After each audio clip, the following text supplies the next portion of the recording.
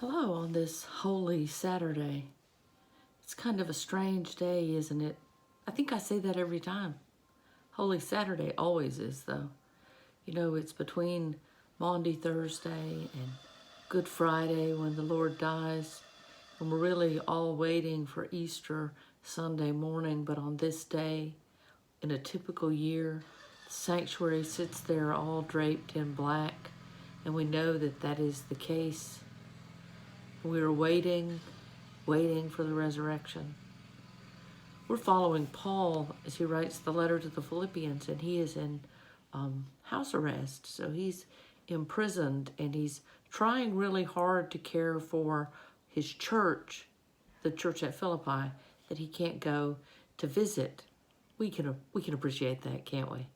You know, when you feel like you should be taking care of people or things and you can't go there without endangering both them and you. And so he's trying to take care of it. And so he's going to send someone else, or he hopes to. He says, I hope in the Lord Jesus to send Timothy to you soon, that I also may be cheered when I receive news about you. I have no one else like him who takes a genuine interest in your welfare. For everyone looks out for his own interests, not those of Jesus Christ. But you know that Timothy has proved himself, because as a son with his father, he has served with me in the work of the gospel. I hope, therefore, to send him as soon as I see how things go with me, and I am confident in the Lord that I myself will come soon. Doesn't that sum it up? I'm going to try to send someone else in my stead, but I am confident in the Lord that I will come soon.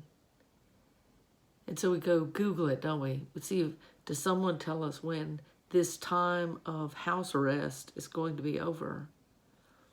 And you Google today and you find a different answer than you're going to find tomorrow. And so we simply come down to the point that we don't know. Much like Paul, we aren't in charge of our own situation. We are stuck here by someone else's decree. We understand, but then we don't. You know, we're happy with this situation in one moment, and then we're not. And then we remember those people that we can't see, and especially on this Easter weekend, the people that would have been there tomorrow for dinner, or would have gone to church with us, or would have been in worship tomorrow morning with us, or would have been there for sunrise service and Easter breakfast at church. And it all seems in disarray.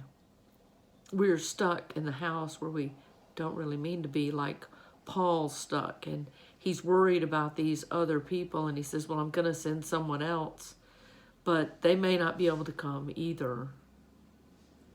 And so here we are.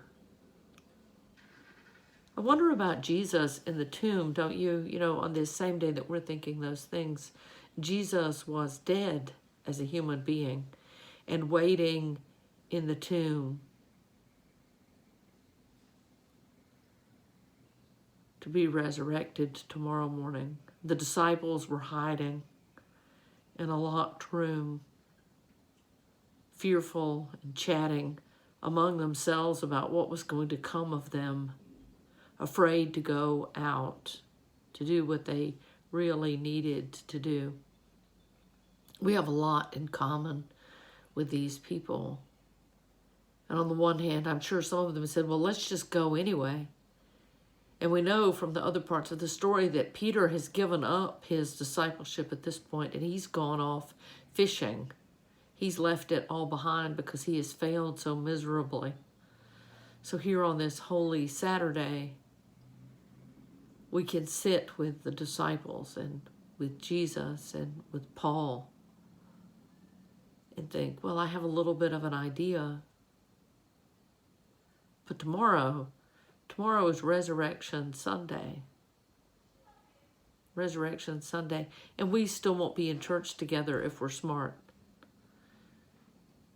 We don't want to harm other people, and so we won't do that. There are recordings available. In fact, you can see Enan's sunrise service and 11 o'clock service on the website, because I recorded and posted them yesterday. So you can see them.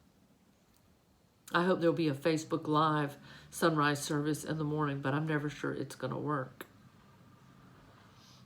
I think right now we would do better to sit with the estrangement of it all, to sit with the disciples in the room while Jesus is somewhere else, to sit with Jesus in the tomb while he's separated from God, to sit with Paul in his locked cell or locked house while his church that he wants to care for is somewhere else, to sit with him as he hopes to send somebody and then as he hopes to go himself, and just sit in that odd, wanting something more space. A lot of life is made up of it. And so here we are. You know, the little bits of your heart that wish that the whole family would be gathered tomorrow, and they won't. Or maybe you're like me and you had great road trips planned and you're not going to get to go on the road. You're not going to get to visit your parents or go to the academy, which was my plan. You're not going to get to do those things. Jesus gave a lot for us to have grace and reconciliation, and there were a lot of things he didn't get to do and a lot of things that he did. Maybe in this moment we can follow that. So we're going to sing one of those in the tomb songs, and we're not going to sing all of it because it just wrecks the whole Holy Saturday thing if you start singing Easter songs too soon. We'll sing those tomorrow. Were you there when they crucified my Lord? Were you there when they crucified my Lord? Oh, sometimes it causes me to tremble, tremble, tremble.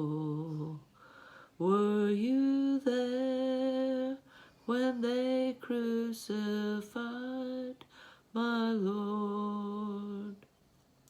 Were you there when they laid him in the tomb? Were you there when they laid him in the tomb? Oh, sometimes it causes me to tremble, tremble, tremble. Were you there when they laid him in the tomb? Tomorrow, Sunday's coming.